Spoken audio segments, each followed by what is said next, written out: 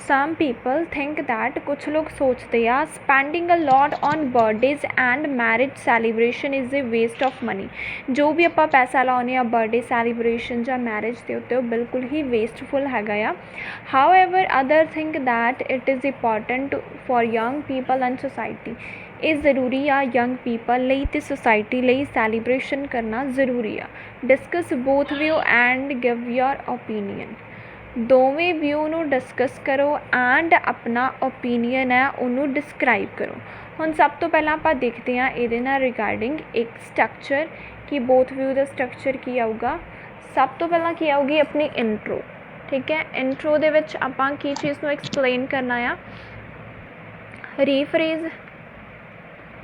Then ਆਪਾਂ explain ਕਰਾਂਗੇ thesis. ਉਸ ਤੋਂ ਬਾਅਦ BP1 ਦੇ ਵਿੱਚ ਆਪਾਂ ਲਿਖਾਂਗੇ ਫਸਟ ਵਿਊ। ਪਹਿਲਾ ਵਿਊ ਕਿਹੜਾ ਕਿ ਨਹੀਂ ਵਿਆਹ ਦੇ ਉੱਤੇ ਪੈਸਾ ਖਰਚ ਕਰਨਾ ਬਿਲਕੁਲ ਵੇਸਟਫੁਲ ਆ, ਉਹ ਆਪਾਂ ਐਕਸਪਲੇਨ ਕਰਾਂਗੇ BP1 ਦੇ ਵਿੱਚ। ਟਾਸਕ ਸਟੇਟਮੈਂਟ ਦੇ ਵਿੱਚ ਆਪਾਂ ਰੀਜ਼ਨ ਦੇਣਾ ਆ ਕਿ ਕਿਵੇਂ ਵੇਸਟਫੁਲ ਹੈਗਾ ਆ, ਉਹ ਰੀਜ਼ਨ ਆਪਾਂ ਇੱਥੇ ਦੇਵਾਂਗੇ। ਜੋ ਵੀ ਰੀਜ਼ਨ ਆ ਉਹ ਇੱਥੇ ਦੇਵਾਂਗੇ। ਦੈਨ ਉਸ ਰੀਜ਼ਨ ਨੂੰ ਕਰਾਂਗੇ ਐਕਸਪਲੇਨ। ਦੈਨ ਉਸ ਨਾਲ ਰਿਗਾਰਡਿੰਗ ਐਗਜ਼ਾਮਪਲ। ਦੈਨ ਉਸ ਤੋਂ ਬਾਅਦ ਰਿਜ਼ਲਟ। BP2 ਦੇ ਵਿੱਚ ਆਪਾਂ ਦੱਸਣਾ ਹੈਗਾ ਆਪਣਾ ਸੈਕਿੰਡ ਵਿਊ। ਠੀਕ ਹੈ, ਉਸ ਤੋਂ ਬਾਅਦ ਆਪਾਂ ਦੱਸਾਂਗੇ ਆਪਣਾ ਸੈਕਿੰਡ ਵਿਊ ਕੀ ਕਿ ਮੈਰਿਜਿਸ ਬਰਥਡੇ ਪਾਰਟੀ ਉਸ 'ਤੇ ਖਰਚਾ ਕਰਨਾ ਬਹੁਤ ਵਧੀਆ ਗੱਲ ਹੈਗੀ ਆ, ਉਹ ਆਪਾਂ BP2 ਦੇ ਵਿੱਚ ਦੱਸਾਂਗੇ। ਸੋ ਨੈਕਸਟ ਟਾਸਕ ਸਟੇਟਮੈਂਟ ਦੇ ਵਿੱਚ ਆਪਾਂ ਰੀਜ਼ਨ ਦੇਣਾ ਕਿ ਕਿਉਂ ਆਪਾਂ ਸੋਚਦੇ ਹਾਂ ਕਿ ਇਹ ਵਧੀਆ ਕੰਮ ਹੈ ਸੈਲੀਬ੍ਰੇਸ਼ਨ ਦੇ ਉੱਤੇ ਪੈਸਾ ਲਾਉਣਾ। ਉਸ ਰੀਜ਼ਨ ਨੂੰ ਕਰਾਂਗੇ ਐਕਸਪਲੇਨ। ਦੈਨ ਦੇਵਾਂਗੇ ਐਗਜ਼ਾਮਪਲ। ਉਸ ਤੋਂ ਬਾਅਦ ਦੇਵਾਂਗੇ ਆਪਾਂ ਰਿਜ਼ਲਟ। ਠੀਕ ਹੈ, ਦੈਨ ਕਨਕਲੂਜ਼ਨ ਦੇ ਵਿੱਚ ਆਲਦੋ ਲਿਖ ਕੇ ਆਪਾਂ ਉਹ BP ਲਿਖਣਾ ਆ ਜਿਹਦੇ ਨਾਲ ਆਪਾਂ ਗਲਤ ਮੰਨਦੇ ਹਾਂ ਜਿਹਨੂੰ। ਹੁਣ ਮੇਰੇ ਅਕੋਰਡਿੰਗ ਖਰਚਾ ਕਰਨਾ ਜੇ ਚੰਗੀ ਗੱਲ ਆ ਨਾ ਤਾਂ ਮੈਂ ਉਹ ਗੱਲ ਕਿੱਥੋਂ ਲਿਖਾਂਗੀ, ਕੌਮਾ ਲਿਖ ਕੇ ਉਸ ਤੋਂ ਬਾਅਦ ਲਿਖਾਂਗੇ ਆਈ ਬਿਲੀਵ ਦੈਟ।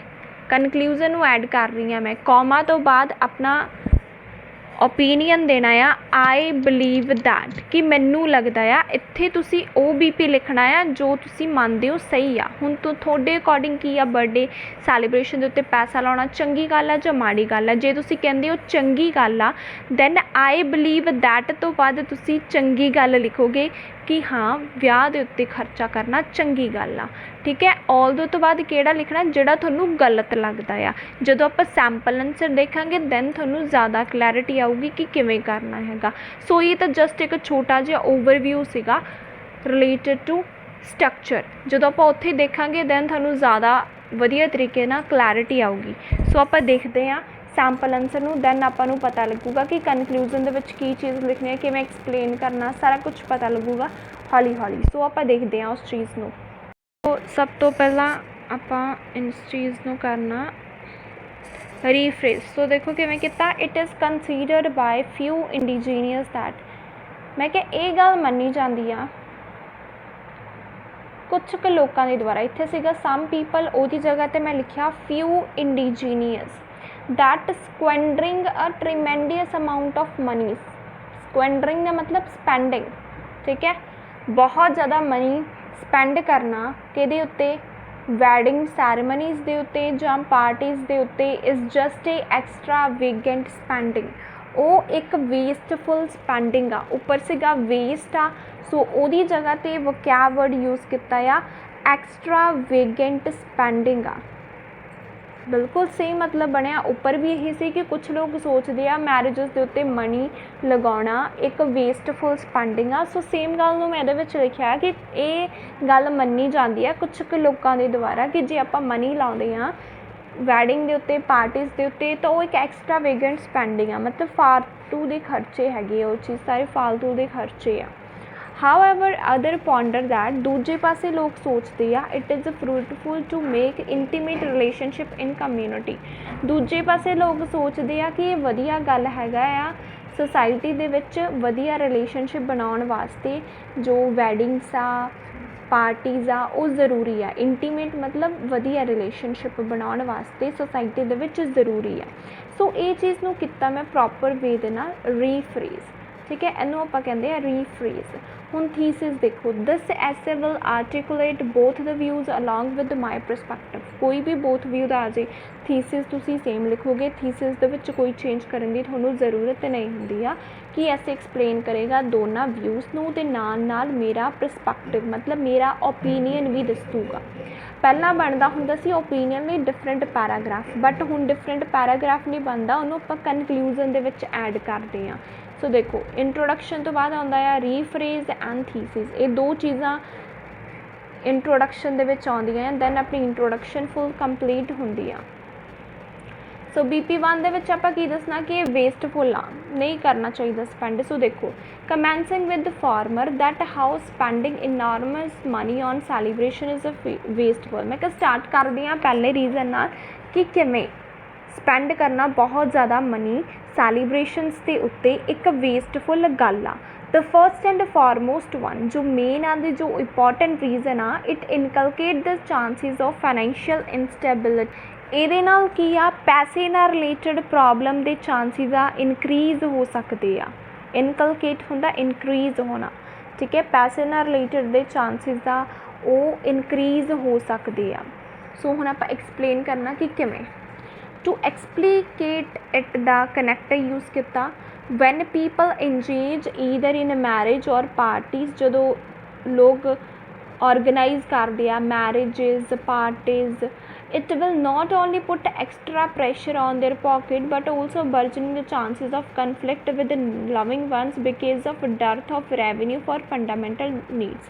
ਕਿਉਂਕਿ ਲੋਕ ਕੀ ਕਰਦੇ ਆ, ਬਹੁਤ ਜ਼ਿਆਦਾ ਸਪੈਂਡਿੰਗ ਕਰ ਦਿੰਦੇ ਆ ਕਿਹਦੇ ਉੱਤੇ, ਵਿਆਹ ਸ਼ਾਦੀਆਂ ਦੇ ਉੱਤੇ, ਮੈਰਿਜਸ ਦੇ ਉੱਤੇ ਬਹੁਤ ਜ਼ਿਆਦਾ ਸਪੈਂਡਿੰਗ ਕਰ ਦਿੰਦੇ ਆ, ਜਿਹਦੇ ਕਰਕੇ ਉਹਨਾਂ ਦੀ ਪੋਕਟ, ਉਹਨਾਂ ਦੇ ਮਨੀ ਦੇ ਉੱਤੇ ਬਹੁਤ ਜ਼ਿਆਦਾ ਮਾੜਾ ਪ੍ਰਭਾਵ ਪੈਂਦਾ ਆ, ਠੀਕ ਹੈ। ਅਤੇ ਨਾਲ ਨਾਲ ਫੈਮਿਲੀ ਦੇ ਵਿੱਚ ਕਨਫਲਿਕਟ ਮਤਲਬ ਲੜਾਈ ਝਗੜੇ ਹੋਣੇ ਸ਼ੁਰੂ ਹੋ ਜਾਂਦੇ ਆ, ਕਿਉਂਕਿ ਉਹਨਾਂ ਤੋਂ ਪੈਸੇ ਦੀ ਕਮੀ ਹੋਣਾ ਸ਼ੁਰੂ ਹੋ ਜਾਂਦੀ ਆ। ਇੱਥੇ ਤੱਕ ਕਮੀ ਹੋ ਜਾਂਦੀ ਆ ਕਿ ਉਹ ਆਪਣੀ ਫੈਮਿਲੀ ਦੀ ਬੇਸਿਕ ਨੀਡਸ ਆ ਉਹਨੂੰ ਵੀ ਫੁੱਲਫਿਲ ਨਹੀਂ ਕਰ ਪਾਉਂਦੇ, ਕਿਉਂਕਿ ਉਹ ਬਹੁਤ ਜ਼ਿਆਦਾ ਪੈਸਾ ਆ ਉਹ ਵਿਆਹ ਸ਼ਾਦੀਆਂ ਪਾਰਟੀਆਂ ਦੇ ਵਿੱਚ ਉਡਾ ਦਿੰਦੇ ਆ। ਸੋ ਇੱਦਾਂ ਉਹਨਾਂ ਨੂੰ ਪ੍ਰੋਬਲਮ ਆਊਗੀ ਪੈਸੇ ਨਾਲ ਰਿਲੇਟਡ, ਜੇ ਉਹ ਪੈਸੇ ਲਾਉਂਦੇ ਆ ਕਿ ਨਾ ਉੱਤੇ ਮੈਰਿਜਸ ਦੇ ਉੱਤੇ, ਸੈਲੀਬ੍ਰੇਸ਼ਨਸ ਦੇ ਉੱਤੇ। ਸੋ ਐਗਜ਼ਾਮਪਲ ਦੇ ਵਿੱਚ ਕੀ ਕਿਹਾ, ਟੂ ਐਪੀਟੋਮ ਦਾ ਕਰੈਕਟਰ ਯੂਜ਼ ਕੀਤਾ ਆ। A survey was conducted in India, India ਦੇ ਵਿੱਚ ਸਰਵੇ ਕੰਡਕਟ ਕੀਤਾ ਗਿਆ ਆ। ਫਾਊਂਡ ਦੈਟ, ਇਹ ਗੱਲ ਨੂੰ ਫਾਊਂਡ ਆਊਟ ਕੀਤਾ ਆ, 70% Indians devote most of their income on distinct occasions which leads to monetary burden. ਕਹਿੰਦੇ 70% ਇੰਡੀਅਨ ਜਿਹੜੇ ਆ ਨਾ ਆਪਣਾ ਜ਼ਿਆਦਾ ਪਾਰਟ ਇਨਕਮ ਦਾ ਕਿਹਦੇ ਉੱਤੇ ਸਪੈਂਡ ਕਰਦੇ ਆ, ਸੈਲੀਬ੍ਰੇਸ਼ਨਸ ਦੇ ਉੱਤੇ ਸਪੈਂਡ ਕਰਦੇ ਆ, ਜਿਨ੍ਹਾਂ ਕਰਕੇ ਉਹਨਾਂ ਨੂੰ ਮੋਨੀਟਰੀ ਬਰਡਨ ਫੇਸ ਕਰਨਾ ਪੈਂਦਾ ਆ। ਮਤਲਬ ਪੈਸੇ ਨਾਲ ਰਿਲੇਟਡ ਪ੍ਰੋਬਲਮ ਆ ਉਹਨਾਂ ਨੂੰ ਫੇਸ ਕਰਨੀਆਂ ਪੈਂਦੀਆਂ, ਕਿਉਂਕਿ ਉਹ ਆਪਣਾ ਪੈਸਾ ਆ ਉਹ ਇਹਨਾਂ ਦੇ ਉੱਤੇ ਉਡਾ ਦਿੰਦੇ ਆ, ਸੈਲੀਬ੍ਰੇਸ਼ਨਸ ਦੇ ਉੱਤੇ ਉਡਾ ਦਿੰਦੇ ਆ, ਅਤੇ ਬਾਅਦ ਵਿੱਚ ਉਹਨਾਂ ਨੂੰ ਪ੍ਰੋਬਲਮ ਫੇਸ ਕਰਨੀ ਪੈਂਦੀ ਆ 70% ਇੰਡੀਅਨਸ ਤੋਂ। ਰਿਜ਼ਲਟ ਦੇ ਵਿੱਚ ਕੀ ਕਿਹਾ, ਦਸ ਇਟ ਪ੍ਰੂਵਸ ਦੈਟ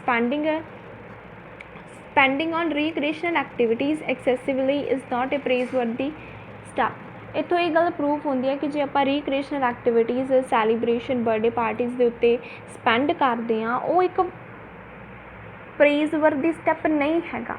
ਪ੍ਰੇਜ਼ਵਰਦੀ ਹੁੰਦਾ ਗੁੱਡ, ਬਟ ਇਹਦੇ ਨਾਲ ਯੂਜ਼ ਕੀਤਾ ਹੋਇਆ ਨਾਟ, ਮਤਲਬ ਨਾਟ ਗੁੱਡ, ਵਧੀਆ ਸਟੈਪ ਨਹੀਂ ਹੈਗਾ ਮੈਰਿਜਸ ਦੇ ਉੱਤੇ ਪੈਸੇ ਉਡਾਉਣਾ। ਸੋ ਆਪਣਾ BP1 ਦੇ ਵਿੱਚ ਆਪਾਂ ਦੱਸਣਾ ਸੀਗਾ ਕਿ ਇਹ ਫਾਲਤੂ ਦਾ ਖਰਚਾ ਹੁੰਦਾ ਆ। ਸਭ ਤੋਂ ਪਹਿਲਾਂ ਮੈਂ ਕੀ ਦੱਸ ਦਿੱਤਾ, ਸਟਾਰਟ ਕੀਤਾ ਕਿ ਮੈਂ ਸਟਾਰਟ ਕਰਦੀ ਹਾਂ ਫਾਰਮਰ ਰੀਜ਼ਨ ਦੇ ਕਾਰਨ ਕਿ ਕਿਵੇਂ ਮੈਰਿਜਸ ਦੇ ਉੱਤੇ ਸੈਲੀਬ੍ਰੇਸ਼ਨ ਕਰਨਾ ਇੱਕ ਵੇਸਟਫੁੱਲ ਗੱਲ ਆ। ਪਹਿਲਾ ਰੀਜ਼ਨ ਦੱਸਤਾ ਕਿ ਉਹਨਾਂ ਨੂੰ ਕੀ ਆਊਗੀਆਂ, ਪੈਸੇ ਨਾਲ ਰਿਲੇਟਡ ਪ੍ਰੋਬਲਮ ਫੇਸ ਹੋਣਾ ਸ਼ੁਰੂ ਹੋ ਜਾਣਗੀਆਂ। ਦੈਨ ਉਸ ਤੋਂ ਬਾਅਦ ਉਹਨੂੰ ਆਪਾਂ ਐਕਸਪਲੇਨ ਕਰਨਾ ਕਿ ਕਿਵੇਂ। ਮੈਂ ਕਿਹਾ ਜੇ ਲੋਕ ਜ਼ਿਆਦਾ ਪੈਸਾ ਉਡਾਉਂਦੇ ਆ ਮੈਰਿਜਸ ਦੇ ਉੱਤੇ, ਪਾਰਟੀਜ਼ ਦੇ ਉੱਤੇ, ਤਾਂ ਉਹਦੇ ਨਾਲ ਉਹਨੂੰ ਪੈਸੇ ਦੀ ਪ੍ਰੋਬਲਮ ਫੇਸ ਕਰਨੀ ਪਊਗੀ, ਨਾਲ ਫੈਮਿਲੀ ਦੇ ਵਿੱਚ ਕੀ ਆ ਲੜਾਈ ਝਗੜੇ ਹੋਣਾ ਸ਼ੁਰੂ ਹੋ ਜਾਣਗੇ, ਕਿਉਂਕਿ ਉਹਨਾਂ ਤੋਂ ਬਾਅਦ ਵਿੱਚ ਇੰਨਾ ਪੈਸਾ ਹੀ ਨਹੀਂ ਬਚੂਗਾ ਕਿ ਆਪਣੀ ਫੈਮਿਲੀ ਦੀ ਡੇਲੀ ਨੀਡਸ ਨੂੰ ਫੁਲਫਿਲ ਕਰ ਸਕਣ। ਸੋ ਇਹਦੇ ਨਾਲ ਕੀ ਫਾਈਨੈਂਸ਼ੀਅਲ ਪ੍ਰੋਬਲਮ ਆ ਉਹਨਾਂ ਨੂੰ ਫੇਸ ਕਰਨੀ ਪੈਂਦੀ ਹੈ, ਕਿਉਂਕਿ ਉਹ ਬਹੁਤ ਜ਼ਿਆਦਾ ਪੈਸਾ ਐਵੇਂ ਹੀ ਉਡਾ ਦਿੰਦੇ ਆ ਬਰਥਡੇ ਪਾਰਟੀਜ਼ ਔਰ ਸੈਲੀਬ੍ਰੇਸ਼ਨਸ ਦੇ ਉੱਤੇ। ਐਗਜ਼ਾਮਪਲ ਦੇ ਵਿੱਚ ਕੀ ਕਿਹਾ ਕਿ 70% ਇੰਡੀਅਨਸ ਆ ਉਹ ਜ਼ਿਆਦਾਤਰ ਆਪਣਾ ਪੈਸਾ ਜਿਹੜਾ ਕਿੱਥੇ ਲਾਉਂਦੇ ਆ, ਸੈਲੀਬ੍ਰੇਸ਼ਨਸ 'ਤੇ ਲਾਉਂਦੇ ਆ, ਜਿਹਦੇ ਕਰਕੇ ਉਹਨਾਂ ਨੂੰ ਮੋਨੀਟਰੀ ਪ੍ਰੋਬਲਮਾਂ ਫੇਸ ਕਰਨੀਆਂ ਪੈਂਦੀਆਂ ਆ। ਸੋ ਇੱਥੋਂ ਇਹ ਗੱਲ ਪ੍ਰੂਫ ਹੁੰਦੀ ਆ ਕਿ ਇਹ ਬਿਲਕੁਲ ਹੀ ਵਧੀਆ ਸਟੈਪ ਨਹੀਂ ਹੈਗਾ ਪੈਸਾ ਉਡਾਉਣਾ ਸੈਲੀਬ੍ਰੇਸ਼ਨਸ ਦੇ ਉੱਤੇ। ਹੁਣ ਆਪਾਂ BP2 ਦੇ ਵਿੱਚ ਕਿਹੜੀ ਗੱਲ ਕਰਨੀ ਆ ਕਿ ਨਹੀਂ ਪੈਸਾ ਲਾਉਣਾ ਚਾਹੀਦਾ ਹੈ ਬਰਥਡੇ ਪਾਰਟੀਜ਼ ਦੇ ਉੱਤੇ, ਕਿਉਂਕਿ ਸਾਨੂੰ ਦੋਨੋਂ ਵਿਊਜ਼ ਕਿਹਾ ਸੀ, ਬੋਥ ਵਿਊ ਆਪਾਂ ਦੋਵੇਂ ਵਿਊਜ਼ ਨੂੰ ਡਿਸਕਸ ਕਰਨਾ ਹੈ। ਸੋ ਦੇਖੋ ਮੂਵਿੰਗ ਟੂਵਰਡਸ ਲੇਟਰ ਓਪੀਨੀਅਨ, ਮੈਂ ਕਿਹਾ ਲੇਟਰ ਮਤਲਬ ਬਾਅਦ ਵਾਲੇ ਓਪੀਨੀਅਨ ਵੱਲ ਆਪਾਂ ਮੂਵ ਕਰਦੇ ਹਾਂ। There are multifarious reason behind this approach, इस स्टेटमेंट के पिछे बहुत सारे रीजनस आ, मल्टीफेरियस होंदा मैनी, द प्रीडोमिनेंट वन जो मेन आ वो रीजन की हैगा because of weddings and birthday celebration masses interact with each other. इहदा बेनिफिट ये हैगा कि वैडिंग और बर्थडे पार्टीज़ के बहाने एक दूजे नाल लोग टाइम स्पेंड कर लेंदे आ। ठीक है, टू इलैबोरेट इट दसना कि किवें करदे आ। इन दिस कंपीटेटिव एरा, अजकल के कंपीटिशन वाले एरा दे विच individual give much single out to work instead of entertainment activities. अजकल लोग अपना ज़्यादा फोकस कित्ते करदे आ, ज़्यादातर टाइम स्पेंड कित्थे करदे आ, काम उत्ते करदे आ, रिक्रिएशनल एक्टिविटीज़ दे उत्ते कोई करदा नहीं है। That might be put grave repercussion on their health and also escalating the possibilities of weaken family bonding। ਇਹਦੇ ਨਾਲ ਕੀ ਚੀਜ਼ ਹੋਊਗੀ, ਇੱਕ ਤਾਂ ਉਹਨਾਂ ਨੂੰ ਹੈਲਥ ਪ੍ਰੋਬਲਮ ਆਊਗੀ ਕਿਉਂਕਿ ਸਾਰਾ ਦਿਨ ਕੰਮ ਕਰਦੇ ਰਹਿੰਦੇ ਆ, ਕੋਈ ਵੀ ਬਰਥਡੇ ਪਾਰਟੀਜ਼ ਦੇ ਵਿੱਚ ਇੰਗੇਜ ਨਹੀਂ ਹੁੰਦੇ ਆ, ਅਤੇ ਦੂਸਰਾ ਮੈਂ ਦੱਸ ਦਿੱਤਾ ਕਿ ਇਹਦੇ ਨਾਲ ਫੈਮਲੀ ਬੌਂਡਿੰਗ ਵੀ ਡਿਕਰੀਜ਼ ਹੋ ਜੂਗੀਆਂ ਜੇ ਉਹ ਬਰਥਡੇ ਪਾਰਟੀ ਸੈਲੀਬ੍ਰੇਸ਼ਨਸ ਦੇ ਉੱਤੇ ਪੈਸਾ ਨਾ ਲਾਉਂਦੇ ਆ। ਹੁਣ ਇਹਦੇ ਨਾਲ ਰਿਲੇਟਡ ਇੱਕ example, for example a poll was conducted in Vietnam ਦੇ ਵਿੱਚ ਪੋਲ ਕੰਡਕਟ ਹੋਇਆ ਸੀ। ਉਹਨਾਂ ਨੇ ਕੀ ਕਿਹਾ ਕਿ 10 ਵਿੱਚੋਂ ਜਿਹੜੇ 9 ਰੈਜ਼ੀਡੈਂਟ ਸੀਗੇ became victim of chronic diseases since lack of enjoyment. ਉਹਨਾਂ ਨੂੰ ਬਿਮਾਰੀਆਂ ਲੱਗਣੀਆਂ ਸ਼ੁਰੂ ਹੋ ਗਈਆਂ ਕਿਉਂਕਿ ਉਹ ਬਿਲਕੁਲ ਵੀ ਇੰਜੋਇਮੈਂਟ ਐਕਟੀਵਿਟੀਜ਼ ਦੇ ਵਿੱਚ ਪਾਰਟੀਸਪੇਟ ਨਹੀਂ ਕਰਦੇ ਸੀ। ਸੋ ਇਹਦੇ ਵਿੱਚ ਤੁਸੀਂ ਇੱਕ ਹੋਰ ਆਈਡੀਆ ਵੀ ਲਿਖ ਸਕਦੇ ਸੀ ਕਿ ਜੇ ਆਪਾਂ ਬਰਥਡੇ ਪਾਰਟੀਜ਼ ਦੇ ਉੱਤੇ ਸਪੈਂਡਿੰਗ ਕਰਦੇ ਹਾਂ ਉਹਦੇ ਨਾਲ ਲੋਕਾਂ ਦਾ ਸਟੇਟਸ ਬਣਦਾ ਆ। ਠੀਕ ਹੈ, ਇਹ ਵੀ ਤੁਸੀਂ ਆਈਡੀਆ ਦੇ ਵਿੱਚ ਐਡ ਕਰ ਸਕਦੇ ਸੀ ਕਿ ਜਿੰਨੀ ਵੱਡੀ ਆਪਣੀ ਹੋਊਗੀ ਪਾਰਟੀ ਓਨਾ ਬੰਦੇ ਦਾ ਗੁੱਡਵਿਲ ਪਤਾ ਲੱਗਦੀ ਆ। ਠੀਕ ਹੈ, ਉਹਦੀ ਰੈਪੂਟੇਸ਼ਨ ਦਾ ਪਤਾ ਲੱਗਦਾ ਆ। Therefore it is quite clear that, ਇੱਥੋਂ ਇਹ ਗੱਲ ਕਲੀਅਰ ਹੋ ਜਾਂਦੀ ਆ, spending on these blissful things is an amazing for relationship. Birthday parties ਦੇ ਉੱਤੇ ਸਪੈਂਡ ਕਰਨਾ ਬਹੁਤ ਵਧੀਆ ਗੱਲ ਹੈ, ਰਿਲੇਸ਼ਨਸ ਨੂੰ ਸਟਰੋਂਗ ਬਣਾਉਣ ਵਾਸਤੇ ਇਹਨਾਂ ਉੱਤੇ ਸਪੈਂਡ ਕਰਨਾ ਆ ਉਹ ਬਹੁਤ ਹੀ ਜ਼ਿਆਦਾ ਇੰਪੋਰਟੈਂਟ ਆ।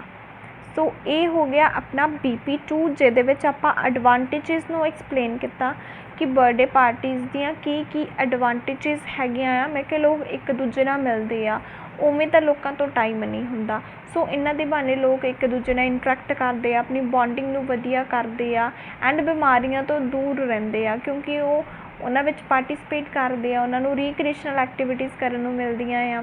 ਸੋ ਇਹਦੇ ਨਾਲ ਉਹਨਾਂ ਦਾ ਮਾਈਂਡ ਰਿਲੈਕਸ ਹੁੰਦਾ ਆ। ਸੋ ਇਹ ਚੀਜ਼ਾਂ ਬਹੁਤ ਜ਼ਿਆਦਾ ਜ਼ਰੂਰੀ ਹੈ। ਐਂਡ ਦੂਸਰਾ ਤੁਸੀਂ ਪੁਆਇੰਟ ਦੇ ਵਿੱਚ ਸਟੇਟਸ ਦਾ ਵੀ ਲਿਖ ਸਕਦੇ ਹੋ ਕਿ ਜੇ ਆਪਾਂ ਬਰਥਡੇ ਪਾਰਟੀਜ਼ ਉੱਤੇ ਸਪੈਂਡ ਕਰਦੇ ਹਾਂ ਤਾਂ ਲੋਕ ਆਪਣਾ ਈਜ਼ੀਲੀ ਸਟੇਟਸ ਬਣਾ ਸਕਦੇ ਆ। ਠੀਕ ਹੈ, ਸੋ ਇਹ ਸੀਗਾ ਆਪਣਾ BP2 ਜਿਹਦੇ ਵਿੱਚ ਆਪਾਂ ਦੱਸੇ ਕਿ ਹਾਂ ਬਈ ਸਾਨੂੰ ਬਰਥਡੇ ਪਾਰਟੀਜ਼ ਦੇ ਉੱਤੇ ਪੈਸਾ ਲਾਉਣਾ ਹੀ ਚਾਹੀਦਾ ਆ। ਨੈਕਸਟ ਦੇਖੋ ਕਨਕਲੂਜ਼ਨ ਦੇ ਵਿੱਚ, to conclude it, although it ameliorate from disparate sort of complications। मैं क्या चाहे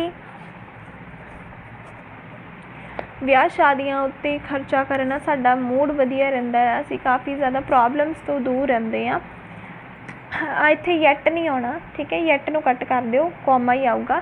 I believe that it cost to them as well as accelerate disputes। ਅਤੇ ਮੈਨੂੰ ਲੱਗਦਾ ਆ ਕਿ ਵਿਆਹ ਸ਼ਾਦੀਆਂ ਉੱਤੇ ਖਰਚਾ ਕਰਨਾ ਮਹਿੰਗਾ ਕੰਮ ਆ, ਲੋਕਾਂ ਨੂੰ ਪੈਸੇ ਨਾਲ ਰਿਲੇਟਡ ਪ੍ਰੋਬਲਮ ਫੇਸ ਕਰਨੀਆਂ ਪੈਂਦੀਆਂ ਆ, ਨਾਲ ਫੈਮਲੀ ਦੇ ਵਿੱਚ ਡਿਸਪਿਊਟਸ ਆ ਉਹ ਵੱਧਦੇ ਆ। ਡਿਸਪਿਊਟਸ ਮਤਲਬ ਲੜਾਈ ਝਗੜੇ ਆ ਉਹ ਵੱਧਦੇ ਹੈਗੇ ਆ। ਸੋ ਮੇਰੇ ਅਕੋਰਡਿੰਗ ਨਹੀਂ ਕਰਨਾ ਚਾਹੀਦਾ ਸੀ ਮੈਰਿਜਸ ਦੇ ਉੱਤੇ ਪੈਸਾ। ਸੋ ਮੈਂ ਕੀ ਕਹਿ ਦਿੱਤਾ, ਕੌਮਾ ਤੋਂ ਬਾਅਦ ਮੈਂ ਵਰਡ ਯੂਜ਼ ਕੀਤਾ ਆਈ ਬਲੀਵ ਦੈਟ, ਇਹ ਮੇਰਾ ਓਪੀਨੀਅਨ ਹੋ ਗਿਆ। ਦੈਨ ਉਸ ਤੋਂ ਬਾਅਦ ਮੈਂ ਉਹੀ ਰੀਜ਼ਨ ਲਿਖਿਆ ਜੋ ਮੈਂ ਲਿਖ ਕੇ ਆਈ ਸੀ BP1 ਨਾਲ, ਕਿਉਂਕਿ ਮੈਂ ਅਗਰੀ ਕੀਤਾ BP1 ਦੇ ਨਾਲ। ਜੇ ਤੁਸੀਂ BP2 ਦੇ ਨਾਲ ਅਗਰੀ ਹੋ ਦੈਨ ਤੁਸੀਂ ਕੌਮਾ ਤੋਂ ਬਾਅਦ BP2 ਦੇ ਪੁਆਇੰਟਸ ਲਿਖੋਗੇ। ਜਿਸ ਚੀਜ਼ ਨਾਲ ਤੁਸੀਂ ਅਗਰੀ ਹੋ ਉਹ ਕੌਮਾ ਤੋਂ ਬਾਅਦ ਉਹਦੇ ਪੁਆਇੰਟਸ ਆ ਉਹ ਐਕਸਪਲੇਨ ਕਰਨੇ ਹੁੰਦੇ ਆ।